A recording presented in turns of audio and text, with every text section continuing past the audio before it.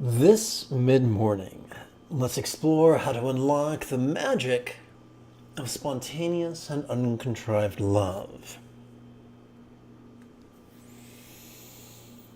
It has been said by the Dzogchen yogis of Tibet that the highest love is spontaneous and uncontrived. Now, when I say highest love, I don't mean in the Cheech and Chong sense. I'm saying that the best love is not based on contrivance, it's not based on convincing ourselves or coercing ourselves to love through contemplations. And there are many contemplations we might use to create an analog of love, but if it's not spontaneous, if it's not moving from our empathy center in the middle of our brain, then it's not really love. It's just a Xerox of a Xerox of a Xerox of a Xerox. The highest love flows from centered spontaneity. Let us pretend centered spontaneity was the midpoint. And on one extreme we have complete contrivance, on the other hand we have complete scatteredness. What's the opposite of scattered spontaneity? Centered spontaneity. So what is the key to unlocking and training our mind to flow habitually, to make a habit of centered spontaneity? Meditation. Not active concentration, but meditation. What's the difference? Well, active concentration is rooted in our controlling tendencies and our rigid tendencies, but mindfulness, when it is vulnerable, passive, visceral, and random, is completely different. So we are wired thanks to our sympathetic nervous system, to every time we breathe in, to perceive vulnerably, passively, viscerally, and randomly. And every time we exhale, we are wired to access our parasympathetic nervous system to mentally release as we physically relax. This is already hardwired into us. We don't have to force it. We just need to get out of our own way and allow it. It's already in the most basal part of our brain. It's in our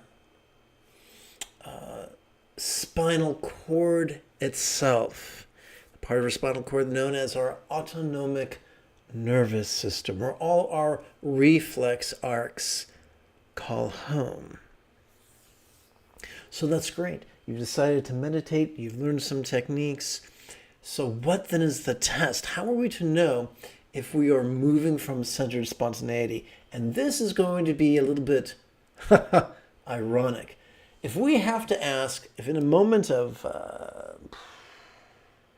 Hamlet-esque self-doubt, we wonder, am I moving from centered spontaneity? In that moment, you're not. We meditate for at least 3 minutes, at least once every 12 hours. And the more we do it, the better we get, the more we find ourselves, our choices and our utterances and our deeds flowing from centered spontaneity. When they don't flow from spontaneity, it can be highly neurotic.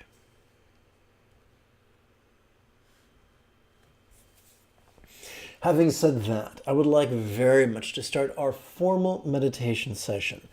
But first, let's break for 90 seconds of housekeeping. This is Lama Jigme Gyatso of the Buddha Joy Meditation School. Welcome to Meditate Like a Jedi, which is made possible thanks to the generosity of viewers just like you. Viewers who've used their smartphones to capture the QR code on the screen, or who merely scroll down and use the Patreon link in the description area below the video. If you love Star Wars and you wish to meditate as profoundly as Ahsoka Tano on Lothal, be sure to subscribe and ring that notification bell. Good news. If at any time during this live stream you have a specific question about Buddhist meditation, Buddhist philosophy, or how to apply them to your life, simply type your question in great detail in the chat window on the right-hand side of the screen. And now, let's start our formal practice. Let's be like the starter's pistol at a track meet. Let's begin with a short chant to exercise our neural pathways of empathy and enthusiasm.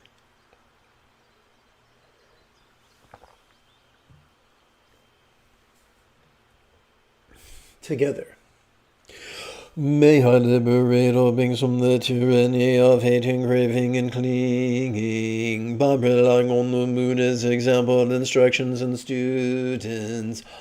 May I liberate all beings from the tyranny of hating, craving, and clinging, by relying on the Buddha's example, instructions, and students. May I liberate all beings from the tyranny of hating, craving, and clinging, by relying on the Buddha's example, instructions, and students. So we're going to play with 12 meditations and 4 contemplations that divide evenly into 4 sets of 4. We begin with Kaya Sati's only set of 4 preliminary meditations that center our bodies.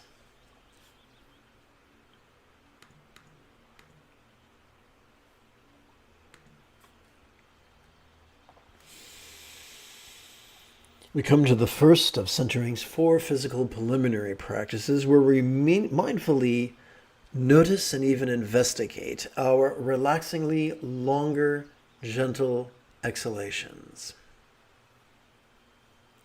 As we breathe, so we're going to play with 2 rhetorical questions. As we breathe in, we silently and mentally recite how. As we exhale, we silently and mentally recite the adjective long. And if you know what part of speech how is, let me know in the chat window. I think it might be a preposition. Let's jump in.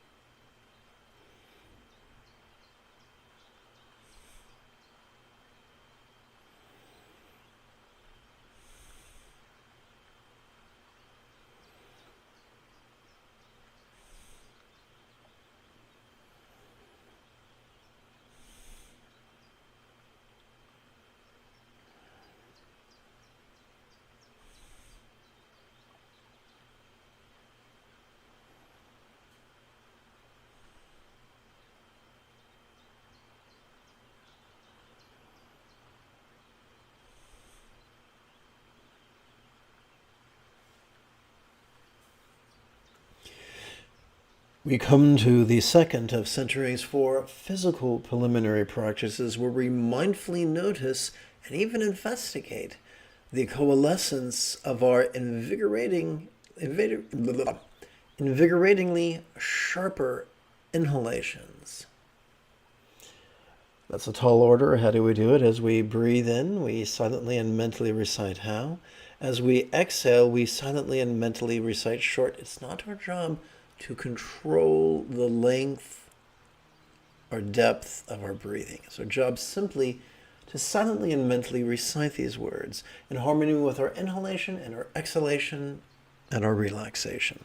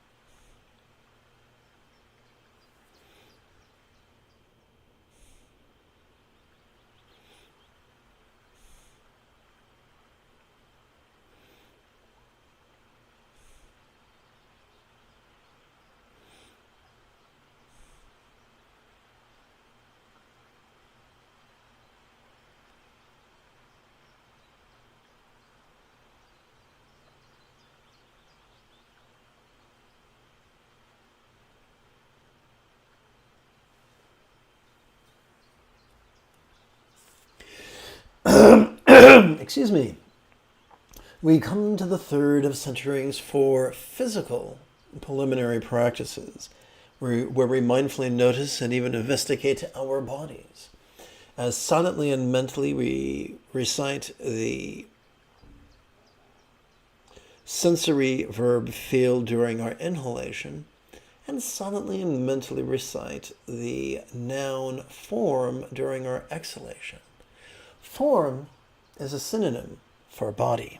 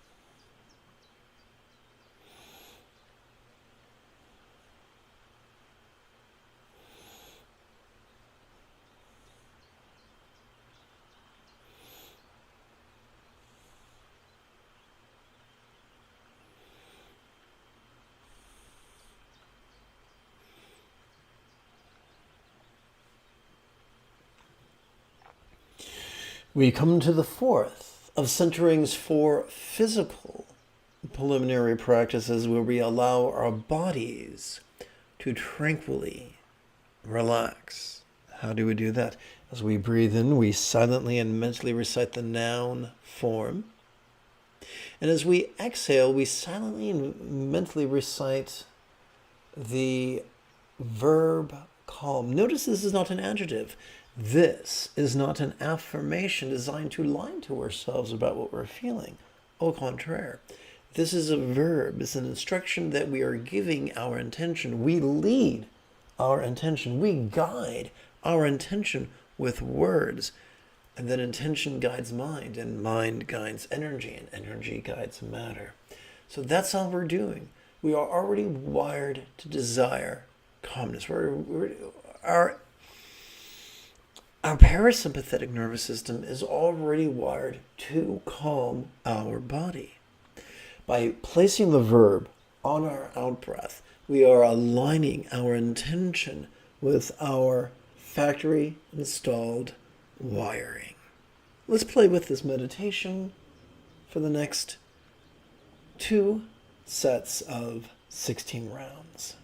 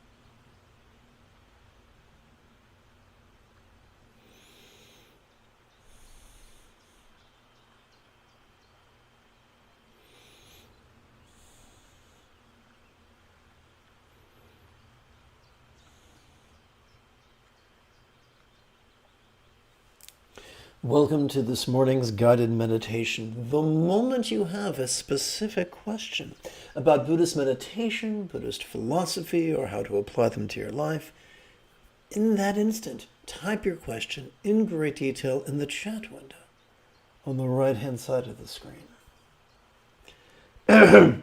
We continue with Vedana Sati's set of 4 jhana meditations that center our feelings.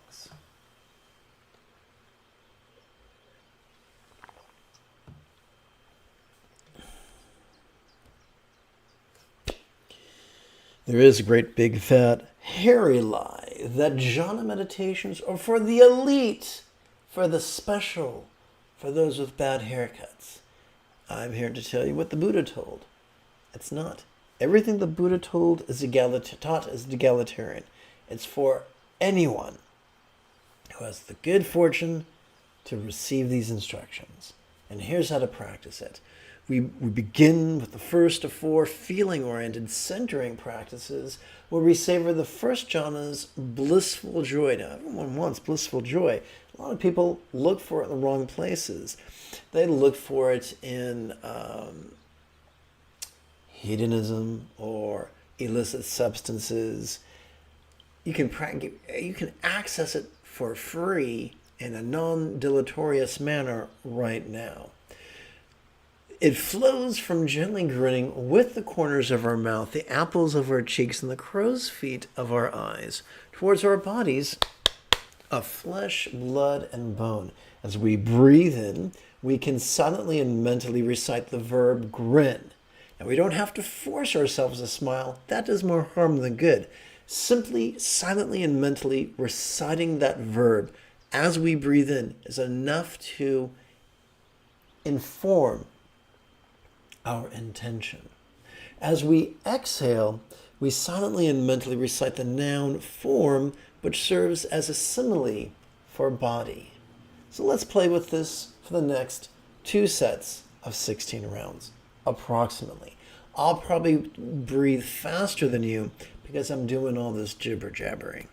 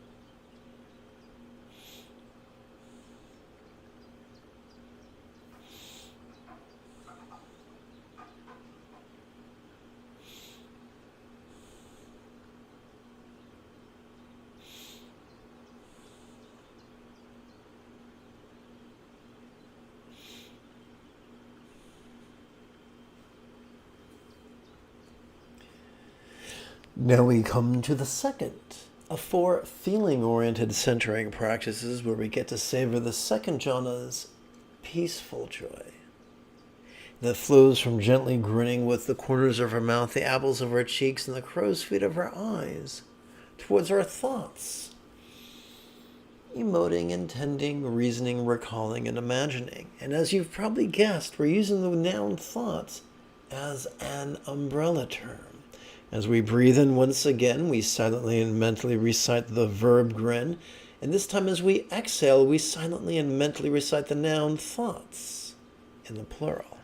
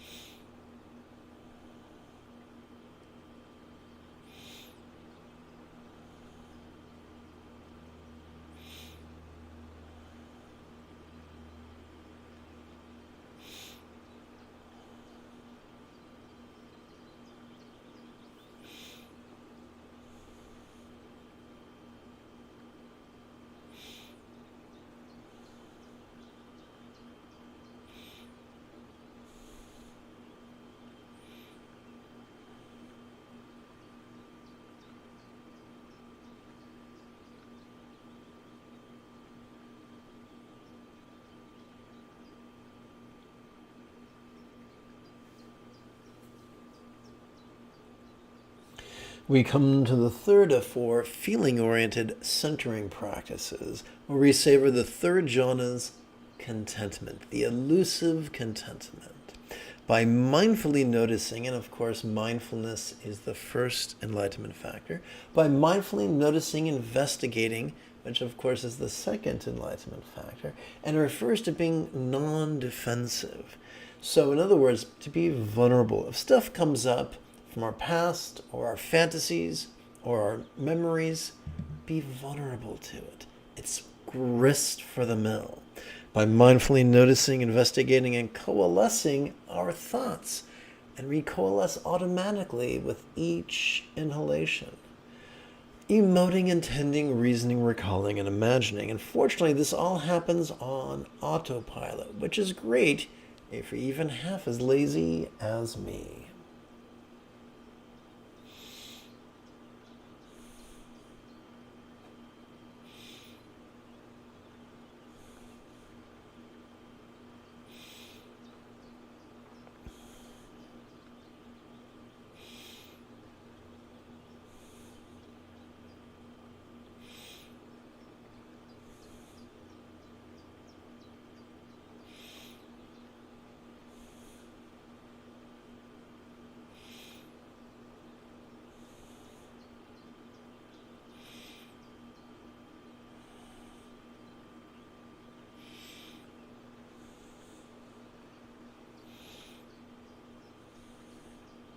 We are giving ourselves carte blanche to perceive whatever emotions or intentions or thoughts or memories or imaginings cartwheel across the stage of our mind, be they glorious or grotesque, interesting or boring, pleasurable or painful.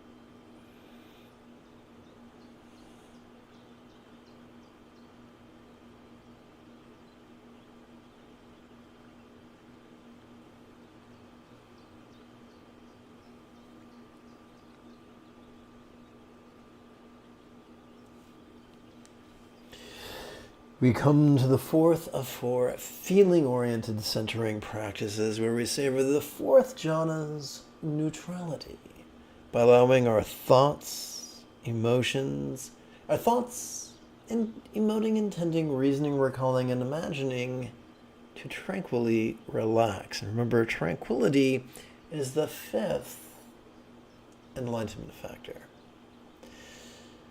As we breathe in, we silently and mentally recite the noun thoughts. As we exhale, we silently and mentally recite the verb calm, remembering that we are already wired to mentally release as we physically relax during each exhalation. All we're doing is choosing to get out of our own way.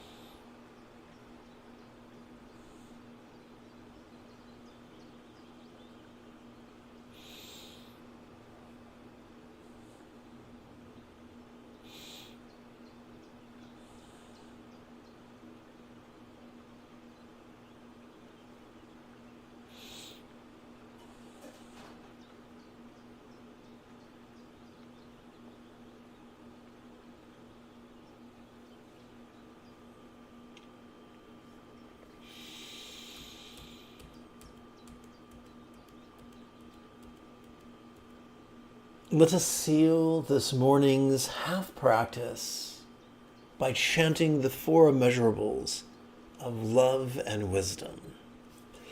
May everyone be free from misery. May everyone be happy. May no one be separated from the happiness. May everyone have balance from the tyranny of hating, craving, and clinging, freed.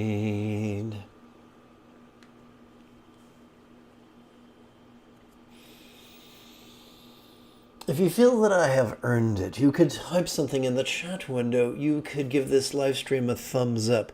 You could share it with a friend. You could even help support this live stream on Patreon. Simply by taking a photograph of the QR code on the screen, or by merely scrolling down and clicking the Patreon link in the description area below the video.